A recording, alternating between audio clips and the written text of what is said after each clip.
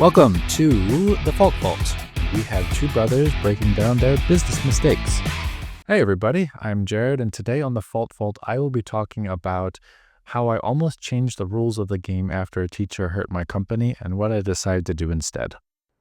And I'm Jay, and I will be mostly listening to Jared because I've had a heck of a week and have some stuff going on. So it's a good thing he has a doozy this week, point more than the first. I'm still not excited to make mistakes at all. Not that you're excited, but you're excited for the benefit part of it is that when I just blacked out too, I was thinking about this guy who can keep going, just like, oof, that is rough, man. You did not tell me you were coming with the heat today. Yeah. Hello everybody, and welcome to The Fault. I am Jared. I'm the CEO of Worldwide English Services. We customize and deliver online English training courses for businesses and for government clients. And with me, I have here my brother, Jay. Jay, who are you? What do you do? And how are you? I am coming in from the Arctic Circle today, and I operate Bradford Express Cabinets in North Philadelphia, and I sell cabinets. And what's going on over there? Cool. Are you still in Riyadh? I am. I'll be here for at least another month. I'm scheduled to be here until the 9th, so that's today, a month from today. We're recording on the 9th of January, but then we'll see. I may be here longer. That'll just depend on whether clients need me to stay to talk with them or if they're all good and signing contracts and ready to go live happily ever after so I can go off and count my piles of cash. We'll see. Is it like, you're there until you sign the clients that you have? Like, are you pretty much like they're in the pipeline and you're just waiting for everything to come out the other end and be finalized? Or are you in client acquisition mode as well? Both. So I have several clients who are in the pipeline. Yesterday we had a good meeting with it's a big 5-star hotel chain, but this particular hotel doesn't have a ton of work for us, doesn't have a big budget, so it's a small in terms of the money and work they'll bring in, but it's big in terms of the client and the name. Wow. And then we have a couple other ones like next week where I'll have meetings with 2 to 3 really big clients here, and we'll see what happens. But other than that, still next week actually we'll be doing something new. We'll be doing a webinar, which will be an outreach or for client acquisition. So I'll be talking about our services, but I'll be talking about it in a way that customers can take what I give them and go off and even build their own English training program or any language training program. I'm working with a new lead generation service, I guess I would call them, and this is something that they're a really big believer in, and it seems very positive. We have 25 people already signed up, and I have my presentation written, and it's off with the marketer or the designer to get everything designed. So I'm looking forward to that. But it's really just kind of banging away, looking for clients. I was thinking when you were saying that, is that something you wrote, or did they help you write it, or how was the process for coming up with a webinar? They gave guidance, but I came up with a copy myself. I came up with a copy myself. They had the idea. They're handling the outreach. They come up with, I think, 10,000 email addresses every month, and then they send out mailers they have a sequence of mailers that they send out to that list. I suggested that we do a first connections on LinkedIn outreach campaign, and they did that as well. So they're handling the technical side, the organizational side, but with their guidance, I wrote most of it myself. Very nice. Yep. That's cool to be something new, something different, something exploratory. So that'll be fun. It'll be interesting to see how that goes. Say that one more time. What's the date of that? It is next week. It doesn't make any sense to advertise it here because it's going to be in the past by the time this is released, but it will be, it's the 12th, I think, the 13th. It's next Tuesday. Okay. Very nice. Yeah. That'll be fun. I'll have to attend and see what's going on. Is there a cost to attend? It is completely free. I've been thinking about, and actually we're going to have a really good offer, another free offer for people, initially for people there. I've been thinking about Alex Hormozy's idea, which is that you do either full cost or completely for free. nothing Yeah. in the middle. And I think I appreciate that model. And so here I'm going to offer something a really good value, like $4,000, $5,000 of value for free. And it'll cost us less than that to deliver, of course, but that'll be the value on the client side. And so I'm playing around with those ideas. So if a company That's wants serious. to take this away, take this model that I'll be talking about and use it to build their own in-house program, they can. If they want to take it and have their current provider or use it to qualify other providers, they can do that. If they want to come with us, they can use this free offer and get a really good taste of what we do and then have us execute the program for them. It's completely up to them, but we're here to provide the value. So we'll see how That's it really works. cool.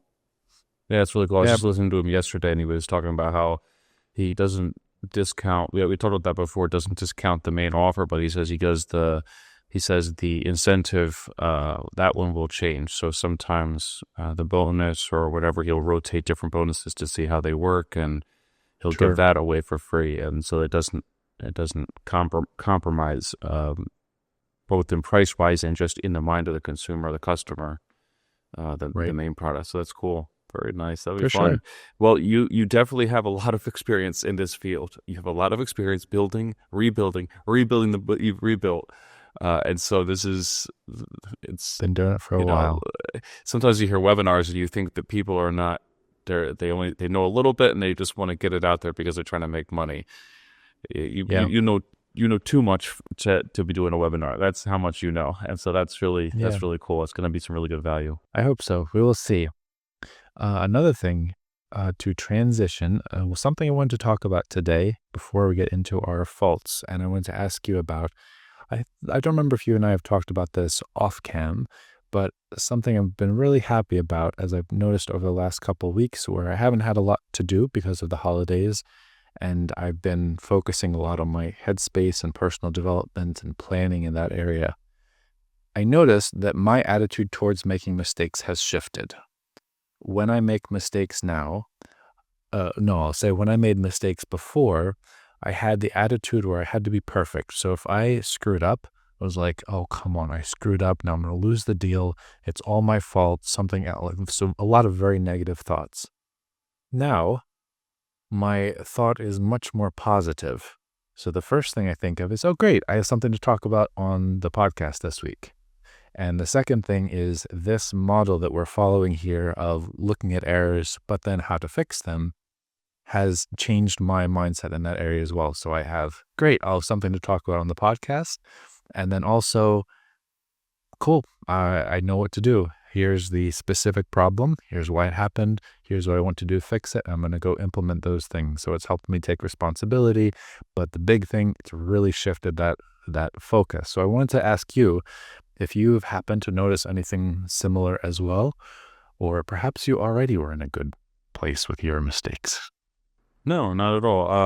Well, not at all to the second point. No, I would say the second one of what you're saying. The first one, making mistakes still, because my business is vulnerable and I feel that, it feels higher stakes. And so it's not, and just with everything going on. But the second one, definitely, that has helped me not be as fearful of making mistakes, but more so when I do, putting them into context, having a healthy relationship with them, and recognizing that just the way we've been talking through them, what you just said, the way we view them and the way we move through them, and so that definitely. So the second point more than the first. I'm still Cool. not excited to make mistakes at all. Not that you're excited, but you're excited for the benefit part of it. Is that whatever that is not as valuable to me yet, and so hopefully I'll get to that place. I need to be making more mistakes in a way, or the different Mm-hmm. kinds of mistakes, I should say. Uh, Mm-hmm. but yeah, Yeah, no, that's really cool. What's for one that sure. you what was one that you were excited about? Now, which one that you were wanted to capitalize on and fix today, or from this past week? Today, this happened on December 30th, the day before New Year's Eve.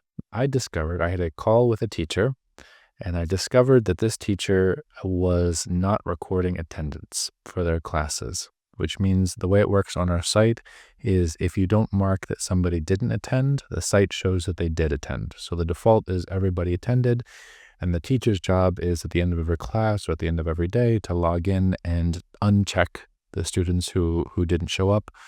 And then the system takes it from there. Or the client gets an email immediately that says, Johnny didn't show up today. And then at the end of the month, they get a spreadsheet with automated attendance. So 87% for Johnny and 23% for Mary. And here are the lessons that they missed. And here's how many lessons they had. So all of that is generated automatically from our site. And it turns out that for several months, he had been completely ignoring it. And that meant that we were giving our client false information. So we were sending out those automated attendance sheets at the end of each month, and at least for his classes, they were all wrong.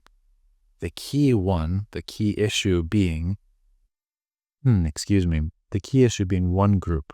Our pricing varies based on the number of students per group. So we have one pricing tier for a group of 2 to 3 students, and another pricing tier for a group of 4 to 8 students.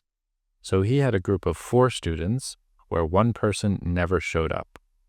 But we never told our client that one person never showed up. So they could have, also were very flexible. So if you remove the one person from a group of 4, the pricing drops down to the lower tier because you now have 3 people in the group.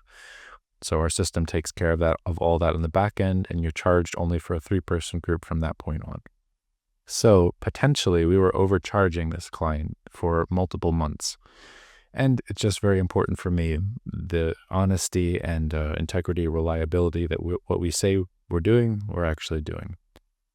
This teacher had also had some issues with in the past where he had kind of just ignored some things he was supposed to do because he didn't like doing them, and he wasn't being chased down to kind of forced to do them. And so he just went off and wasn't doing them until he was kind of forcibly reminded.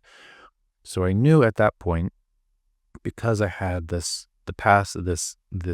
history with a teacher, even though it's a good teacher, this person, he really is a good teacher, I had to let them go. But he had caused monetary damage to us, not just the time that it was going to take to find a new teacher, the reputational damage that I was going to have to go tell the client, like, hey, we've been lying to you for months now. And the damage to the reputational damage or the inconvenience to the students, because we're going to have to find a new teacher for them, and they might have a break in their lessons and have to get used to a new teacher, etc. And then even just our time doing that, my assistant's time primarily. So this was a bunch of, and the difference between those two rates was about $600 to $800, depending on how we look at it. So that's about how much we overcharged the client by if they would have removed that 4th person from the class. My first thought, I was trying to figure out what to do with this teacher. So I knew I had to let him go. And the first thing I did, I tried to figure out a way to recoup some of the losses at least, because we weren't going to recoup all of it. But at least we could recoup some. So my first thought was to give him 2 options. I said one option is you can stop right now, you're done, goodbye, and we won't pay you for any of the work you did in December. And that wouldn't have even covered the monetary losses. Close, but it wouldn't have covered them. Or you can work through the end of this week, and in that case, I'll give you 50% of all the money for those lessons and for December, all the other lessons you taught in December. Because I thought that way it gives the students a little bit of a barrier. We can have a smoother transition. Then I talked with a friend and also an entrepreneur, and he talked about how much of a problem it is in his mind, and I think he's correct, to change the rules of the game after the fact. So we didn't have, I went up and looked in our, whatever we call them, our bylaws. We have a Trello with all the rules and regulations for teachers. Handbook. And in there, sure, a handbook, yes. It was a handbook. We turned it into a Trello to make it just easier to navigate, but yes, pretty much. And if in those cases, if a teacher does what he does, the only thing we put there is that we can end the contract. We didn't have anything there about getting money back or not paying them. So I changed my mind, and even though the teacher, we had a brief back and forth, And I didn't appreciate the way the teacher was responding to this. It was just kind of like, oh, oops, guess I forgot. And sure, you can let me go, but if you take any money from me, then that's theft, because I worked for that, and it was very kind of unempathetic.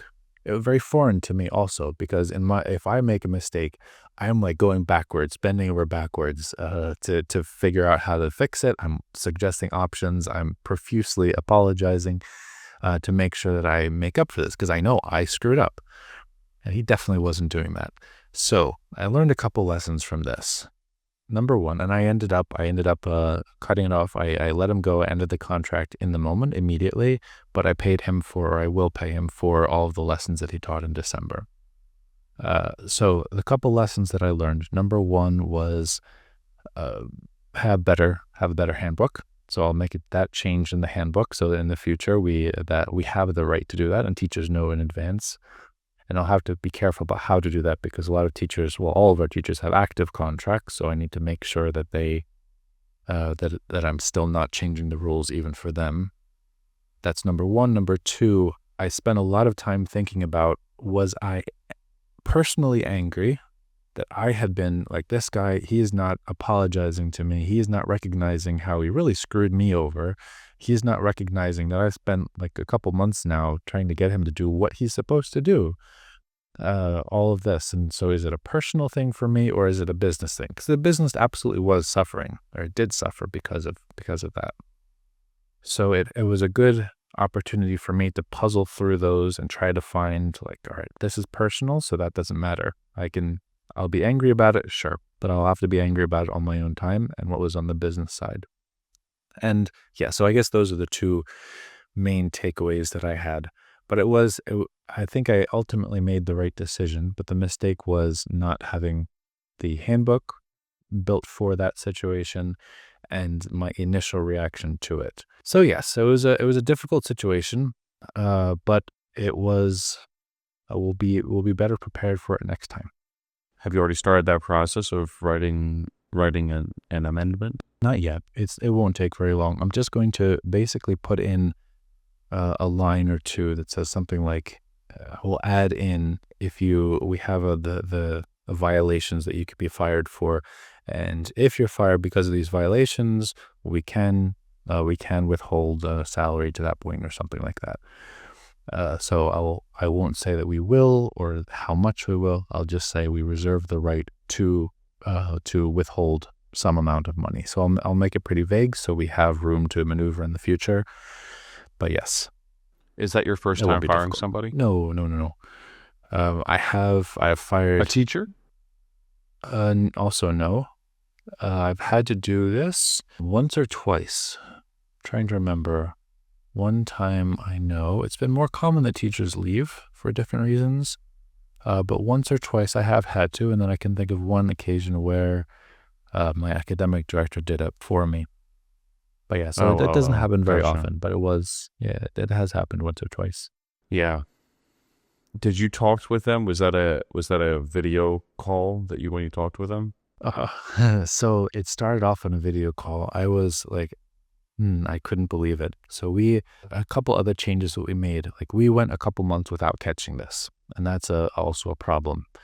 Right? It's a problem that he went that long with it, but it's a problem that we didn't catch that. There's one point in our company that I don't know how to track, and so that's what keeps me up at night. The one issue that keeps me up at night, because I don't know if teachers are doing the wrong thing. I don't have any way of checking that. But here, this teacher, I'll give you an example. This teacher didn't set up, we call it a personal development chat. Every month, our teachers are supposed to set up a call with me. It's 10, 15 minutes at most, because I don't pay them for it. So we're pretty streamlined, and we go through it very quickly. But we review 2 recordings of their lessons, or anything that they want to talk about, anything I want to talk about. And we handle that pretty quickly at each meeting. He hadn't set up a PDC, personal development chat, with me until I reminded him a couple times. And then I told him, I was like, listen, you have to do it. I'm just wasting my time and yours of reminding you a couple times. Can you just set it up? I was like, okay, yeah, sure. All right. That was one of the couple things that we talked about at the last meeting that he just wasn't doing. And then I noticed last month he didn't, so November, he didn't set one up. And so we didn't have the opportunity to catch an issue then. So I have now my assistant is checking on the 15th of each month to make sure that everybody has set one up and then to follow up with them. And also she's checking attendance for the 2 lessons that she reviews for every teacher each month. She's reviewing attendance. So we at least have that a check, and we would have caught this lesson, this issue at least more than a month ago in that case, at the earliest. Because he was very consistent about omitting that. Yes, it's been 3-4 months, something like that. Yeah. It's been a long time. So I forget what your question was. What did you ask? We were talking about firing. I just blanked out too because I was thinking about this guy. Yeah. Oh, was it over I don't video remember. chat? Was it Oh, over video right. chat? So it was at our PDC, and at the PDC, I pulled up the review from my assistant, and there are a lot of, first of all, on that, there are a lot of criteria that the teacher has to meet, like 7 or 8 criteria. Did you do this? Did you do this? Did they use the material? Did they not talk about politics? That type of thing. And there were like 4 or 5 that he was off. We have yes, no, partial, and there were no's for those. And so we're just talking about that, and it's like this. We've talked about this before, so I was already like, "Oh man, I'm not sure what I'm gonna do," because we already talked about these issues. He knows about this, and then I happened to pull it up on the site, and I was looking at it, and I happened to pull up the lesson and the attendance, because I make it a habit. Whenever there's an issue or a question about anything, I just look about everything around it, so I know exactly what's going on in full.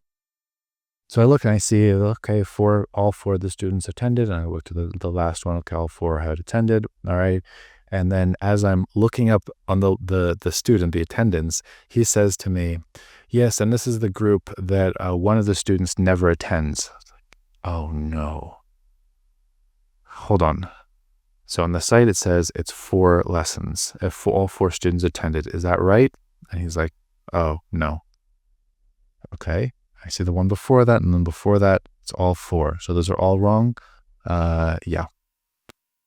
So I had to, I stopped in that moment. I told him, I don't know what I'm going to do about this, but I need time to think about it. So I stopped the call then. I was like, I mentioned how important it is to me, how frustrated I was, how important it was to me that we're being honest with our clients, how we do this, how the system works, even though he knows that. I said, okay, I'm going to have to get back to you, but we can end this now. So I ended the call then, but I found out about it over a video call. So I think he knew at that point. My friends did say, it would be good to have the conversation, over email or over a video call rather than over WhatsApp or whatever, and I decided not to do that, actually, and I'm okay with that, because we were already on a call. We're both aware of the situation. I didn't feel the need to go through it again. But yeah, it was a frustrating situation.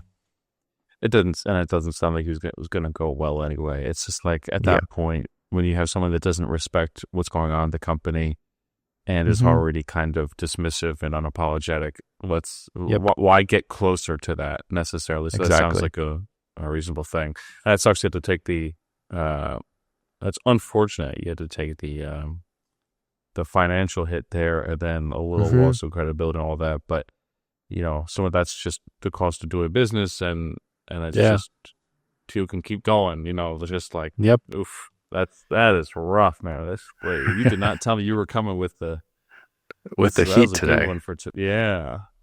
Yeah, that is crazy. That, when you mention that, that's also another of my takeaways.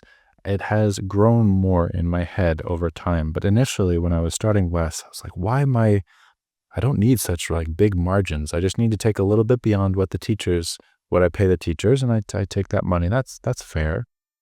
I did translation work for, I taught translation classes for a company, and we agreed on a third. I received a third, and the company received 2/3, and they said that's pretty standard. So, okay, we'll go with that. And I've thought about that since then. So that's a lot. I was doing the work. I would yeah, sure, they brought in clients, they did the advertising stuff, but I did a great course. The reason why people liked that wasn't because it was from them, not from their 2/3. It was because it was me. Like, I did that work. But, and so that has played into the pricing that I've had for Wes in the past. And so even as I've raised the prices, I've always felt a little bit guilty because it's like I'm charging so much more than the teachers, to the point where in some markets, like, the company is making more than the teacher on the lesson that the teacher is teaching. But that's why it is, because when in those situations, when that happens, more often than not, it's the company that takes the hit, and that risk is taken by the company. And if that client stops working with us, it's more than just the teacher. We lose the work for 3 or 4 different teachers that we have to replace. So that's where all that extra, that's what we're being paid for.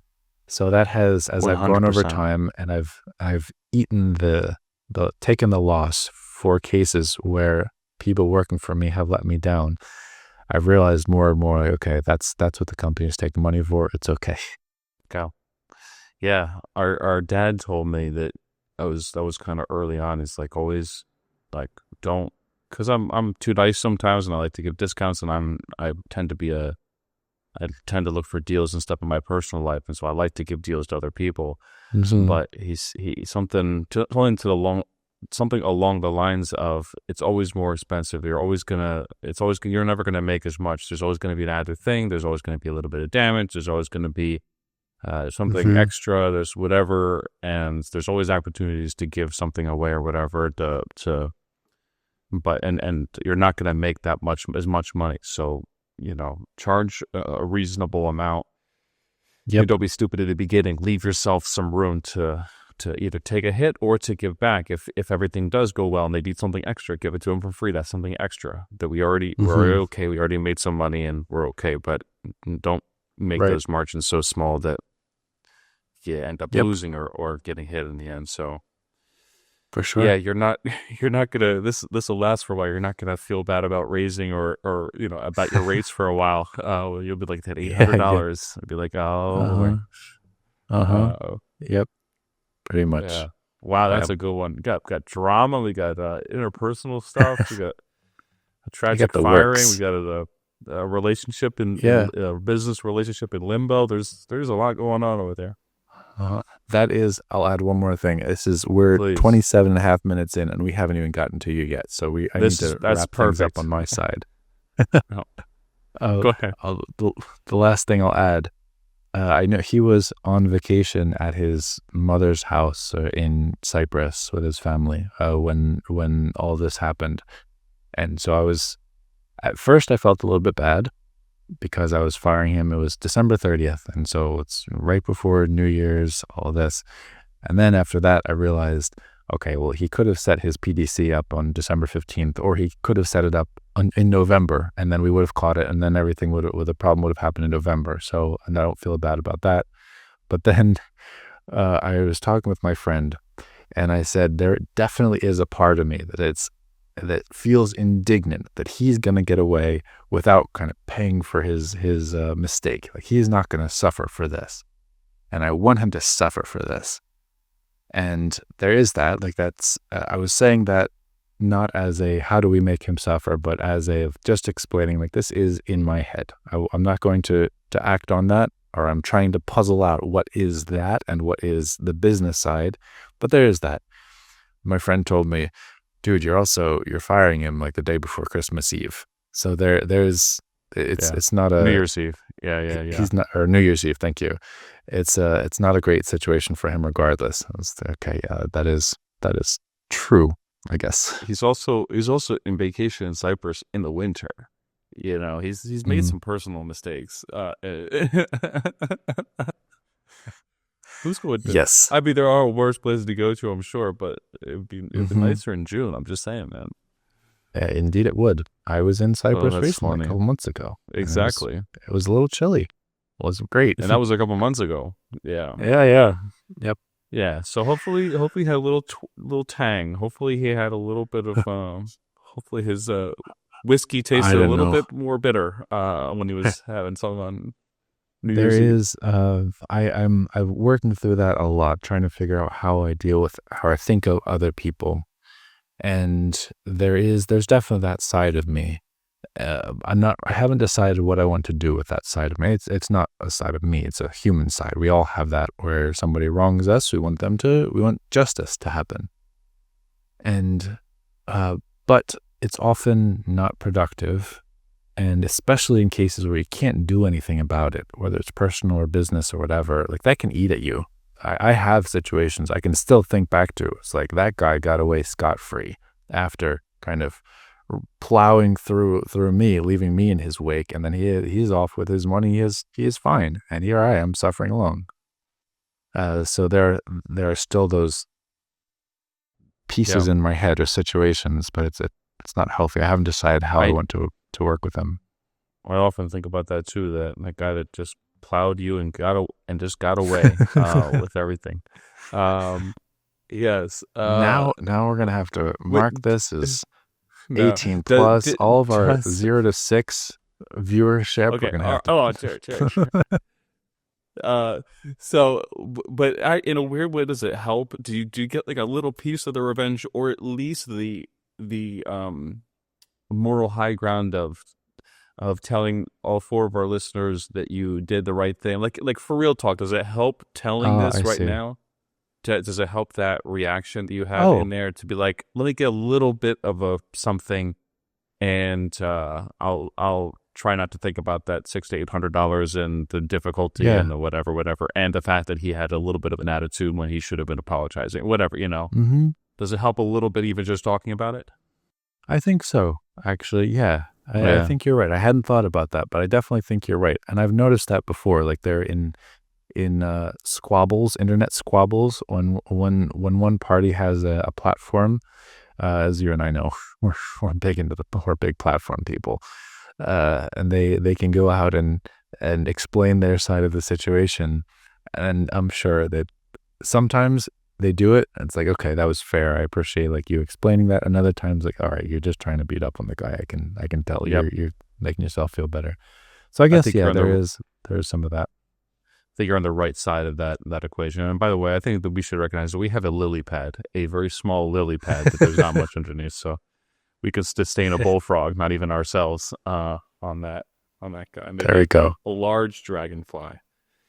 Um, I'm glad. Let me just say, Jared, I'm glad that you talked so long today. I have my mind is in a million places right now, and right now, what I'm trying to do before, what I would do is run. All the stuff that's going on right now. I would try to escape, and right now I'm in the middle ground. I have a lot more. I'm in like what I'm in is just one thing after the other and not thinking too much. I'm just doing what everybody needs to make everyone happy, making sure that I continue and I do what I need to do and not make anything worse and whatever. I was away for a few days, as you know, and then I got back. And since I have gotten back, we had some technical difficulties. I was gone for a few days, and when I got back, the amount of directions, it's like in Spider-Man when he has the Venom thing inside of him, and then he goes by the bell, and the bell rings, and he's like goes, and all this stuff comes out. And he's trying to like, that's how I feel, or like a medieval I feel like I'm on the rack. And so I have, and all the meanwhile, I'm feeling very skinny, and whatever. So it's not a fun time over here. I just want to say that, not to dump on everything, but I'm executing, I'm doing what I need to do, but I haven't been making mistakes because I haven't been doing anything big. I'm just trying to make sure everything goes well with I have two projects going on right now, and making sure those are okay, responding to emails, trying to get some merchant apparel for the business, do very basic things for the business while a whole behind the door there is it feels like, and I might be blowing it out of proportion, but it feels like I'm bracing against a personal life, family stuff is just like breaking it down. And so yeah, that's just where I'm at right now in life. And so yes, I've been thinking about, I was thinking on the plane, I've been thinking about, I just don't have something. I don't feel like not even like an authority. I know we're not authorities here. We're just explaining what it's like to be imperfect business owners and go through the process of running a business. But I don't even feel like there's something I could contribute or talk to that would be specifically to that point right now. That's just and that's part of the process. That's where I am right now. And so there's a million things that I need to do and a million other things that I am being asked to do. And so trying to find the balance between those has been fun. And so the last couple of days, so I'm just trying to do the next thing and do the next thing instead of running. So that's my improvement. Instead of trying to turn off my phone or just, ignore or be upset or escape, I'm just going, okay, let me just do it and just keep moving and then try to get through to above the clouds. And it's not the end of the world. These are family, these are friends and stuff. So it's okay. So that's where I'm at. Got it. Well, we will for our Patreon, for everybody who pays for the bonus content, we'll be talking about personal issues. We'll get deep into that. All family stuff, all friend stuff. I think people would pay to not hear about all the family drama. So that's where we get them. That's right. So pay us or we will make this podcast worse by talking about all of that. So speaking of money, though, do we have any... Yes. We have a sponsor for today's episode, which I'm really excited about. I wanted to kind of tell a little bit of a story. Well, first, let me tell you who the sponsor is. Just remember. I haven't talked enough. Yeah, exactly. Just remember how long we've gone. Okay, go for it. Very long. I'll make it a quick story. So our sponsor today is dryers. And when I think about dryers, back before I lived with dryers, back before I had experienced living without dryers, there we go. I took them for granted. And when I did the laundry, I would leave, and I lived it with our parents. You've met them. I would leave it in the dryer, the clothes in the dryer. I would be lazy about coming to get it, or lazy about moving clothes from the washer to the dryer. But then I lived without a dryer, and it changed my life because I realized I don't know what I was thinking back then, because it is so easy when you compare it to hanging everything up on a rack. And you have to plan in advance. Like, I'm going to need these clothes next Tuesday, so I better start laundry. I'm going to need them in a fortnight. Exactly. 7 to 8 business days. Yes. So actually, I'm just like 2 hours from now, I have a party, and I could use this one and this shirt, and it's dirty. So I'm going to throw it in the washing machine, throw it in the dryer, and it'll be ready to go. It's pretty nice. So I'm really excited about that. I believe in dryers. I have a weird dryer. I have a weird combination washer dryer here at this apartment. The drying cycle takes 6 hours. I don't know what it's doing in that amount of time. Yes. What? Yes. And it's the only cycle. Is there just an elderly gentleman just blowing on them for 6 hours? It's possible. It's very possible. So that would be how they do things in Saudi for sure. There's some wonderful Yemeni or Bangladeshi man in the back. No. Very Saudi way of doing things. Anyway, so yes, it's because it's a combination. It's both a washing machine and a dryer. I assume it's for that, but it's the only cycle it has, and it takes like 5 hours and 50 minutes or something like that. So I do have to plan. Are they dry when they come out? Yeah, they're at least dry when they come out. So the good news for us is we do get a percentage. So a lot of the times you'll notice, and it's deducted automatically, which is a really easy for us. We don't have to, like in the past, you guys have had to send us stuff when you're buying products from our sponsors. So the good news here is sometimes you'll notice, like when you're drying your clothes, we will get, it's about a 10% cut from the clothes, and it's automatically deducted. So you'll just find that your clothes are a little bit smaller on the far side after the cycle is done. But it works very well. We highly recommend dryers. It's great for organizing your life and for having that warm, fluffy feeling when you put your clothes on. It doesn't feel like cracked and like you have to putting your jeans on. I don't know how don't know how people do it. I always forget that for those people that haven't been to super many places. It's the majority of the world does not live with dryers, and Right. it's really It's difficult. jeans. It's just it's actual sandpaper. Also, I don't know if we're doing maybe I know you're a business person and a better one than I, brother, but I feel like I feel like our payment shouldn't be taken from our listeners. I feel like it should be from the companies that sell the dryers. So I'm kind of Hey, par- part of business, we take it where we can get it. We take it oh coming, no, we take it going. It's just we we're get our terrible. piece of the pie. Oh, we're terrible. That's awful. But yeah, sign up now. Go For buy sure. Get a your dryer. dryer. For That's sure. funny. All right. So yes, so that is it for today. We had There an we go. unusual one and a long one, a lumpy episode today with I liked it. lots of things going on. But yes, so thank you for your time. Always lovely to talk with you. I hope the personal side gets a little bit better, and I hope you come out above the clouds, like you mentioned. And Yeah, we'll talk more about that next week and see how things are going then. But there we go. thanks. Yep. Good talking with you. See you all next week.